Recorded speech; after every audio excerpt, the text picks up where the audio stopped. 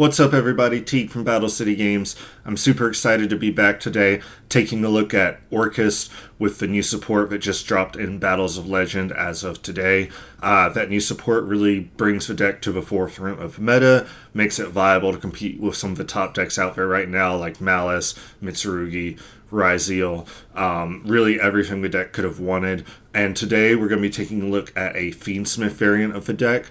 Because of the new Link 1 Galatea, it's very easy to not only get your Orcust combos started, but also get into a Fiendsmith line in order to set up a Caesar before you even commit to the Orcust part of things, in order to be able to play around Nibiru or any other disruption that your opponent may have wanted to hold for the Orcust cards, like an Ash Blossom or anything like that. So some very powerful interactions and synergy there. If you're not a big fan of Fiendsmith, don't worry. We are going to be taking a look at several other variants on the channel as well. We're going to take a look at Orcust Horus in the upcoming weeks, Orcust Azamina, which is a very interesting way you can take the deck, and probably even a pure Orcust variant for those of you that do want to keep the deck more pure in nature. But like I said, I'm very excited for this. I do think this deck is going to be a top contender in the meta, especially if you take the time to learn the interactions and the matchups. But the new support really allows the deck to keep up with everything else going on in the meta. So, without further ado, let's go ahead and get started with the deck profile.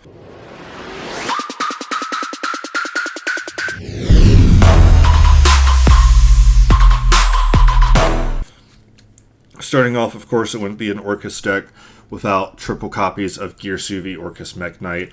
Best starter that you can possibly have, not only getting a name into the graveyard, but also potentially generating an additional body with that token. And just keep in mind, if you're doing this, the token can be used for the new Link 1, which is great because it gives you just additional bodies and gets you into that line. So triple copies of Girsu, and then triple copies of Harpor, classic card here.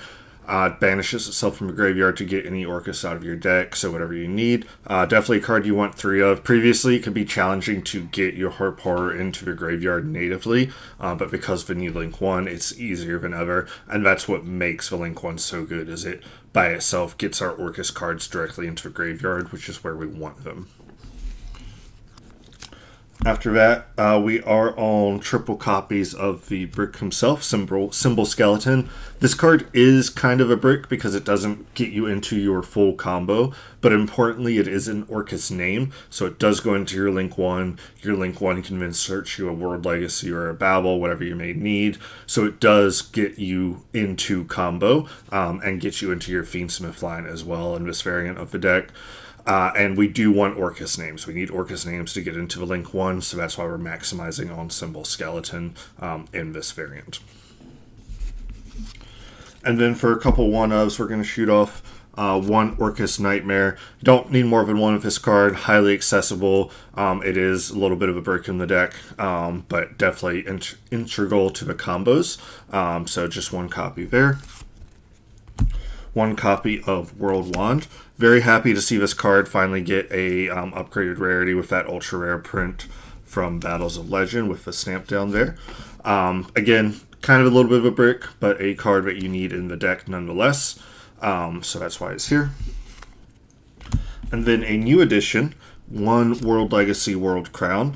This is searchable off of the new Galatea. And being able to just immediately special summon this to her zone means that you now have full Fiendsmith combos. You can turn those into Moon, and then the rest of the Fiendsmith line from there. So very important in that sense, and makes any Orcust card a full Fiendsmith line.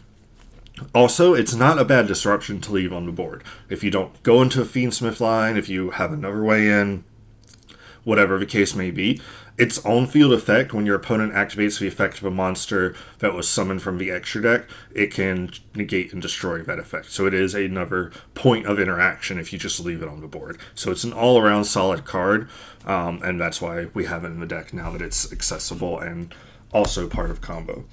And then an honorary Orcust card out of Alliance Insight, NT 8000 Sirius. This is a level 8 Dark Machine, so almost feels like it should have been an Orcust card.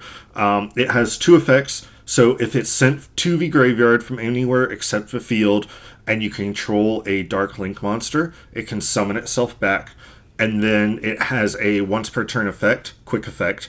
If the effect of a Dark Link monster has been activated that turn, it can target a face-up card you control, a face-up card your opponent controls, and destroy both. So there's a variety of ways to get this into the graveyard. One of your most common lines involves just using Nightmare on your opponent's turn to send this directly. You'll have a Dark Link monster up, so it'll come back. And then, more than likely, you'll have already activated a Dark Link monster's effect, because all of them will be quick effects thanks to Babel. And then it's just another point of interaction your opponent has to worry about. It is important to remember that it does banish itself when it leaves the field after that. But still, it's very powerful, and it doesn't have to destroy itself. Also important to remember, because you can, maybe if you used the Link 1 to summon herself back, you can use its effect to destroy her. It'll stick around until your next turn, and you can use its effect on your turn as well to destroy something else. So, powerful card, something that allows us to combo and put up more disruptions on our opponent's turn. That's it for the Orcust cards, or monsters. Moving into the Fiendsmith cards. Just going to be pretty basic. Triple Engraver. You want access to your Fiendsmith line. If you open with the Engraver, you don't have to use the Crown and the Galatea to go into Moon, to go to your Fiendsmith line that way. So it allows you to reserve those bodies for Orcust combo pieces and overall more powerful board. So Triple Engraver. One copy of Lacrima. And then one copy of Lori. Pretty basic there. There is a world where you could cut the Engraver down to one copy and maybe fit in a little bit more non-engine in the deck. I might explore that as well. But I do think the value of just being able to start with the Fiendsmith cards before committing any Orcust cards at all, even letting your opponent know that you are on Orcust, is great, because the Fiendsmith cards demand interaction in so many cases, and also give you more grind game. Orcust is already a very grindy, resourceful deck, so pairing that with the Fiendsmith cards, having multiple Engravers in rotation, just makes it even harder for your opponent to win in those grind games.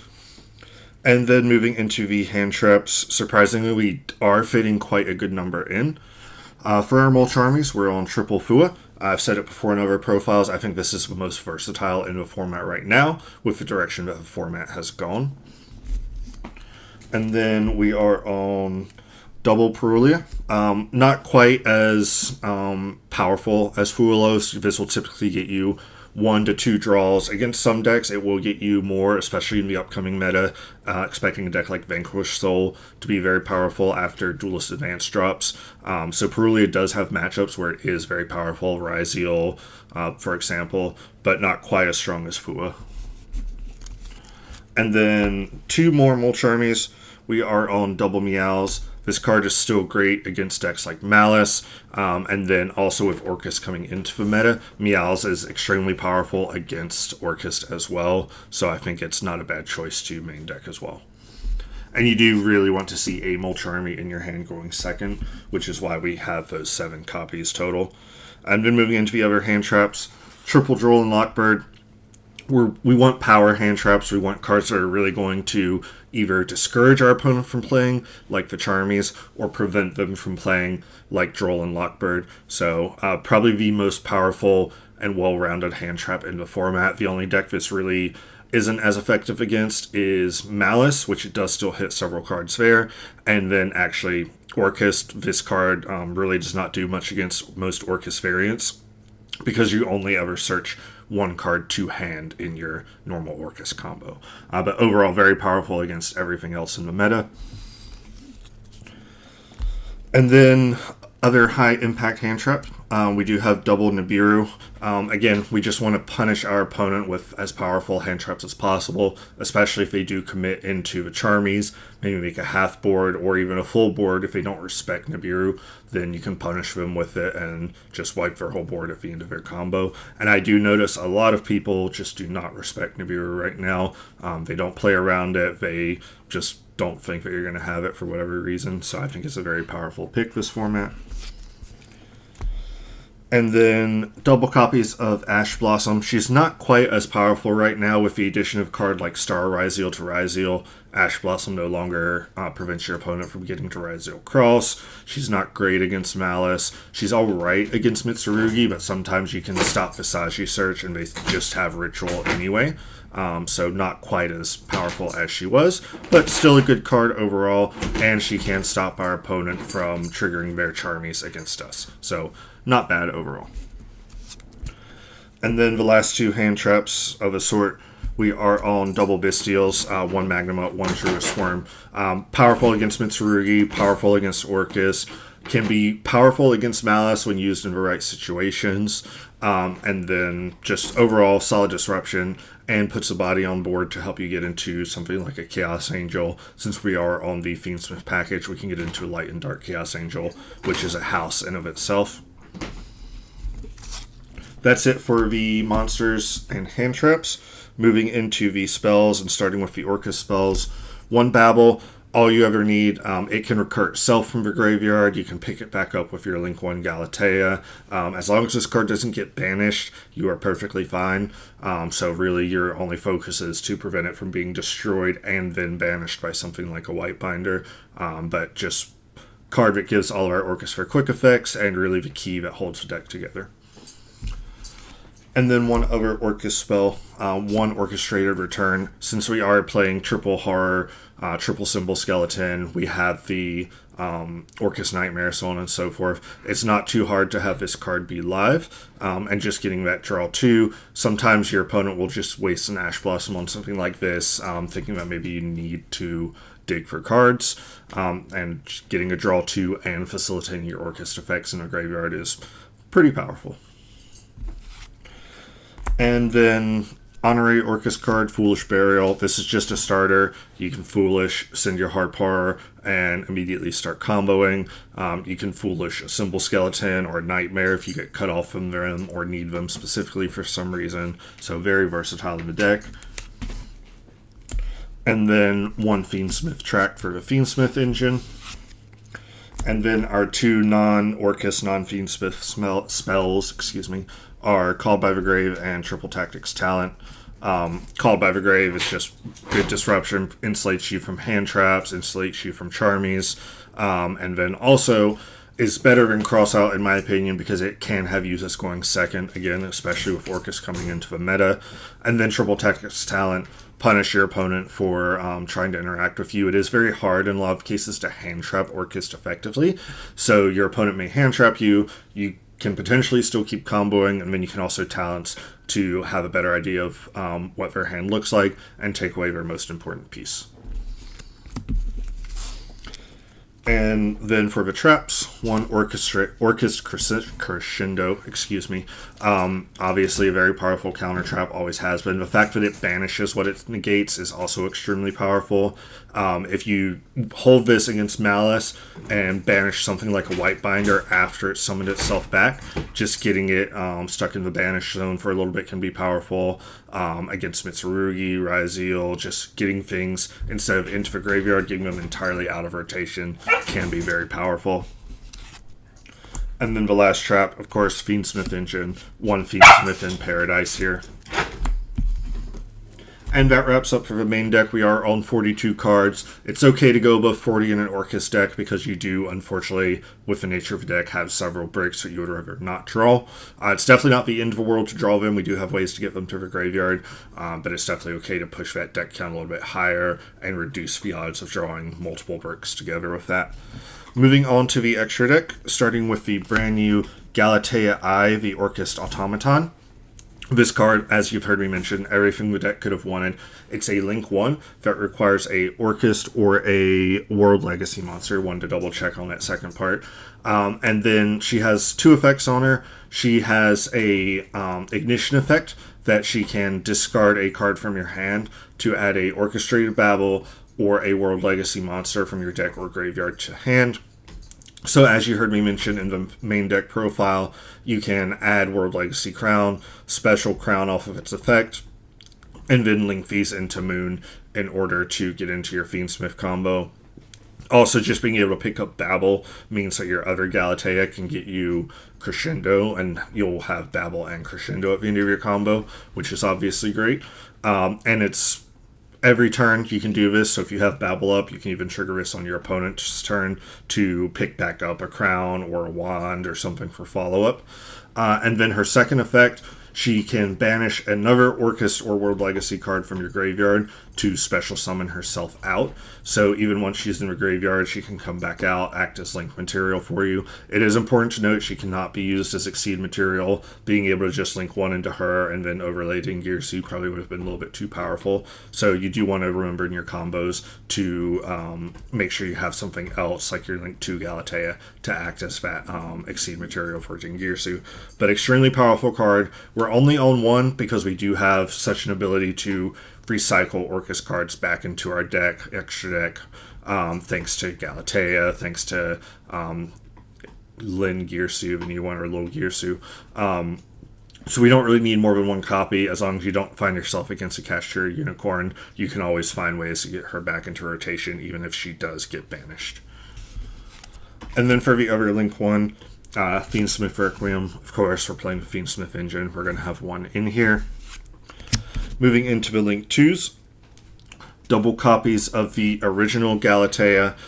Just 2 copies because you're going to go through one on your first turn combo, and sometimes you're going to want to be able to go into one on your follow-up turn just for a Link 2 body to go into Dingirsu, or also just to be able to recycle something that got banished that you don't want banished, and then also set an Orcust spell or trap from your deck.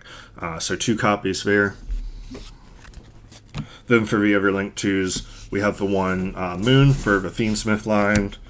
We have the one Sequence, because we are, of course, playing the Desiree cards, even though Caesar is typically what you're going to go for on turn 1 to avoid Nibiru. Having Sequence for a follow-up into Desiree is great. For the Link 3s, one Long Girsu. Glad this guy finally got a rarity bump as well on this set. No longer a super rare from Soul Fusion. His quick effect doesn't come up, but he is part of your line to get into the new Link 4, so he is needed for that reason. And then for the other Link 3, Agnum Day, just a great piece to help us OTK. You could technically cut this if you wanted to put in a flex spot like an SP Little Knight or a Zeus or something like that. But I just value the ability to not only push damage more easily with Agnum Day, but also to sequence into Desiree, link into the Agnum Day, and immediately use Desiree's effect to send something, so it clears off the board, and then you can Agnum Day to bring back the Desiree and run over an additional card and have that negate online. So I really do like the Agnum Day. And then for the other brand new Orcust card, we have Lil Girsu. So this is the Link 4. The deck finally has a true boss monster to end on. He has very powerful effect, obviously, especially with Babel up, so it's a quick effect. He can target a Orcust monster that's or World Legacy in your banished zone, add it back to your hand, and then optionally you can shuffle a card, not that card necessarily, from your hand into the deck to non-targeting take control of a monster your opponent controls. So not only does he get resources back to your hand, but he is non-targeting disruption that doesn't put the monster in the grave for your opponent, doesn't put it back in their hand for them to have later, brings it over to your side of the field, which can actually be a very powerful form of disruption because your opponent can't get access to it easily to recycle it or use it later for follow-up or anything like that. So very powerful effect. And typically what I find myself doing when I go into him, on my turn, if I'm going first, I'll use that effect just to get a resource back to hand, maybe pick up my Nightmare so that I can discard her back to her graveyard on my opponent's turn if she's currently banished, and then on my opponent's turn, I can use it again to actually take a monster. So you do just want to make sure you're balancing the number of cards in your banished zone, but that's not too hard to do with this deck. And then he does have a secondary effect. If he's in the graveyard, because he was sent there from the extra monster zone the same turn, he can banish himself to send a card on the field to a graveyard. So he punishes your opponent for removing him, especially if Babble's up, because, again, it'll be a quick effect because he's an Orcust monster in your graveyard. So even if your opponent clears him, he still has the ability to be a disruption. And then if you link him off or anything for some reason directly from your EMZ, he can also be removable on your turn as well. It's not the main reason we play him, but it is honestly a very great additional effect for him to have, just more disruption for you. And then moving into the Exceeds, 1 Caesar because we're playing the Fiendsmith engine. And then 2 of probably the most famous Orcust card, Dingirsu, the Orcust of the Evening Star. Obviously, we're never making him as a true rank 8, at least not in this build. But just such a powerful card, so integral to what the strategy does and really the face of the deck. And then we are on 2 copies because you want to make sure you have access to him for follow-up turns. But just extremely great card, and glad to see him get the QCR rarity recently as well. Then for the fusions, we have the 1 Necro Princess for a Fiendsmith line and the 1 Desiree as well for that Fiendsmith line. And then for the last card in the extra deck, you heard me mention we are on Chaos Angel. We can make a dark Chaos Angel with something like a Girsu or Harp Horror plus a Bestial. We can make a Dark Light with a combination of Engraver plus an Orcust card, or we can do it with Lacrima plus a Bestial. So there's numerous ways to get this card out. And again, sometimes your opponent just won't have the out for it, especially with Infinite Impermanence losing popularity. That's one less way that your opponent can out Dark Light Chaos Angel. And that wraps it up for the deck profile. Like I said, I'm so excited that these cards are finally out. I've been looking forward to them, testing with them nightly, so this build's been refined for several weeks now ahead of launch. But very excited. I'd love to hear your thoughts on the deck. What do you think is going to be the best variant for us over here in the TCG? Do you think it's Fiendsmith, or do you think it's something like Horus Orcust or Pure Orcust where you can also play Dominus Impulse? Let me know in the comments below what you think. Don't forget to like and subscribe, and keep an eye on the channel because we have several weeks of Battles of Legend content coming up, leading all the way up to the release of Duelist Advance. Thanks for tuning in. Until next time, I'm Teague with Battle City Games.